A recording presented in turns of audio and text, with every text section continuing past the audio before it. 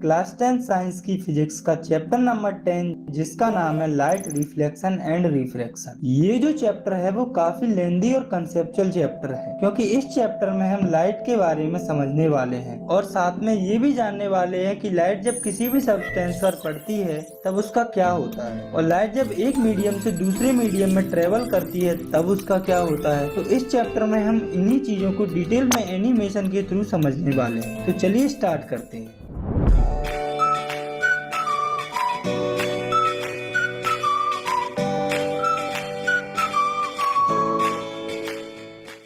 तो सबसे पहले हमें ये समझना है कि लाइट क्या होती है। तो लाइट एनर्जी की एक ऐसी फॉर्म होती है जिसके कारण हम देख पाते हैं। तो हम लिख सकते हैं light is a form of energy which enable us to see. तो इसके बाद हम लाइट की जो प्रॉपर्टीज होती हैं उन्हें समझ लेते हैं। तो पहली प्रॉपर्टी है it is an electromagnetic wave, it does not require any medium to flow. मतलब कि लाइट इलेक्ट्रोमैग्नेटिक वेव होती है जिन्हें फ्लो करने के लिए किसी भी मीडियम की जरूरत नहीं पड़ती है और वे वैक्यूम में भी ट्रेवल कर सकती हैं। और दूसरी प्रॉपर्टी है light travels in a straight line, मतलब जो लाइट होती है वो स्ट्रेट लाइन में ट्रेवल करती है। और तीसरी प्रॉपर्टी है the speed of light in vacuum और in air is 3 into 10⁸ metre per second. मतलब कि जो लाइट की स्पीड होती है वैक्यूम या फिर एयर में वो होती है 3 इंटू 10⁸ मीटर पर सेकेंड। और चौथी प्रॉपर्टी होती है इट हैज ड्यूअल नेचर, मतलब कि जो लाइट होती है उसमें दो नेचर होते हैं जो कि है पार्टिकल नेचर और वेव नेचर। तो लाइट जो है वो इन दोनों नेचर में प्रेजेंट होती है। और पांचवी प्रॉपर्टी है वो है लाइट कास्ट शैडो, मतलब कि जो लाइट होती है वो शैडो फॉर्म करती है। मतलब कि लाइट जब किसी भी सब्सटेंस पर पड़ती है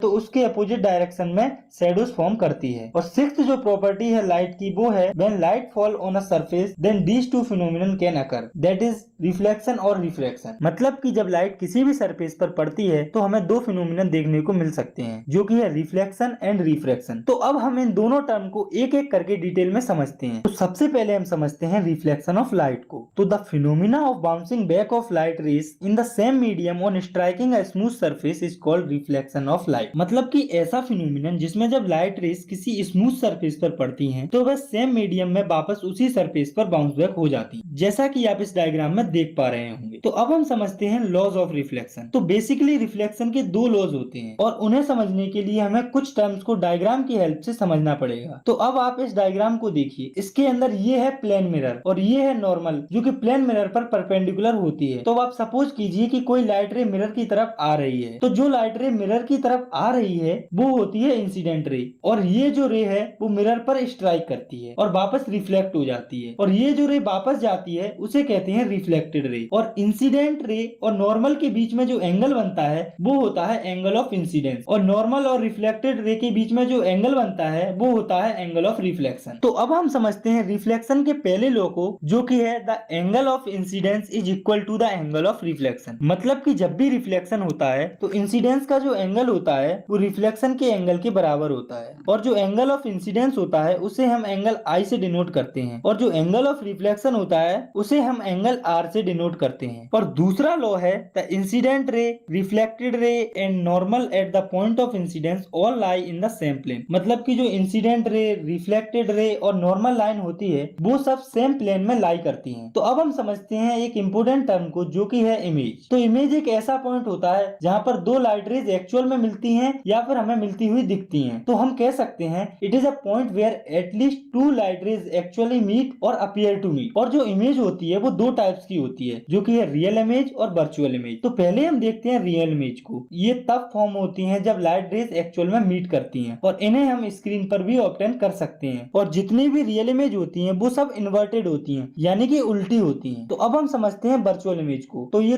तब फॉर्म होती हैं जब हमें लाइट रेज मिलती हुई दिखे और वो एक्चुअल में मीट ना करें, और इन्हें हम स्क्रीन पर ऑब्टेन नहीं कर सकते। और जितनी भी वर्चुअल इमेज होती हैं वो इरेक्ट होती हैं, मतलब कि सीधी होती हैं। तो इमेज को समझने के बाद अब हम ये समझते हैं कि मिरर क्या होते हैं और ये कितने टाइप्स के होते हैं और इनके यूजेस क्या क्या होते हैं। तो मिरर जो है वो एक पॉलिश सरफेस होती है जो कि लगभग सभी लाइट जो कि उस पर इंसिडेंस होती है उन्हें रिफ्लेक्ट करता है। तो हम लिख सकते हैं it is a polished surface which reflects almost all the lights incident on on it. और मिरर जो है वो दो टाइप्स के होते हैं, जो कि है प्लेन मिरर और स्फेरिकल मिरर। तो पहले हम समझते हैं कि प्लेन मिरर क्या होते हैं। तो if the reflecting surface of mirror is plane then the mirror is called plane mirror. मतलब कि अगर मिरर की रिफ्लेक्टिंग सरफेस प्लेन है तो उसे हम प्लेन मिरर कहते हैं। तो अब हम देखते हैं कि जो प्लेन मिरर होते हैं उन पर इमेजेस किस तरह से फॉर्म होती हैं। तो ये है एक प्लेन मिरर और इसका रिफ्लेक्टिंग सरफेस इस तरफ है और इधर इसकी पॉलिशिंग की गई है। तो मान लो ये रखा है हमारा ऑब्जेक्ट मिरर के सामने। तो अब हम ऑब्जेक्ट से मिरर की तरफ ये रे ड्रॉ करेंगे और ये जो रे है वो मिरर पर स्ट्राइक करेगी और उसी पाथ पर वापस आ जाएगी और आगे की तरफ निकल जाएगी। तो अब हम एक और रे ड्रॉ करेंगे ऑब्जेक्ट से मिरर के फुट की तरफ, यानी कि यहाँ पर। तो जब आप इस रे को ड्रॉ करेंगे तो ये जो रे है वो इस तरह से रिफ्लेक्ट हो जाएगी। तो अब आप इस लाइन को नॉर्मल मान लीजिए और ये जो एंगल है वो इस एंगल के बराबर होगा। और क्यों होगा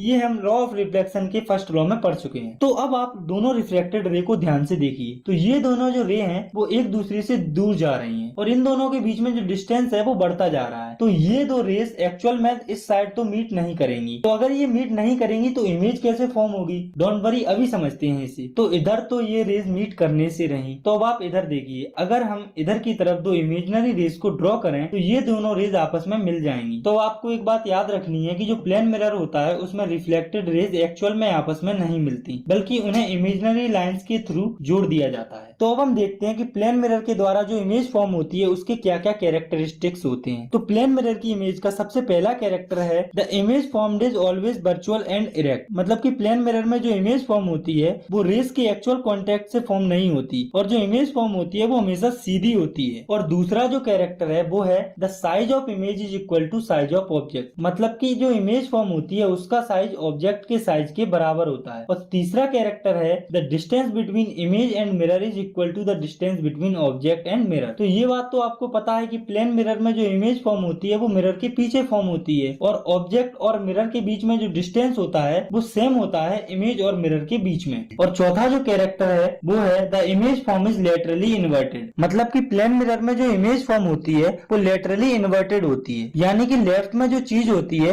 वो हमें राइट में दिखती है और राइट में जो चीज होती है वो हमें लेफ्ट में दिखती है। और ऐसा एक फिनोमिना के कारण होता है जिसका नाम है लेटरल इन्वर्जन। तो आइए अब हम समझते हैं कि लेटरल इन्वर्जन क्या होता है। It is the phenomena in which left side of object seems to be right side and right side of the object seems to be left side. मतलब कि ऐसा फिनोमिना जिसमें ऑब्जेक्ट का लेफ्ट साइड राइट में दिखता है और right side left में दिखता है। फॉर एग्जाम्पल, जब हम मिरर के सामने खड़े होते हैं तो हमारा जो लेफ्ट हैंड होता है वो हमें राइट में दिखाई देता है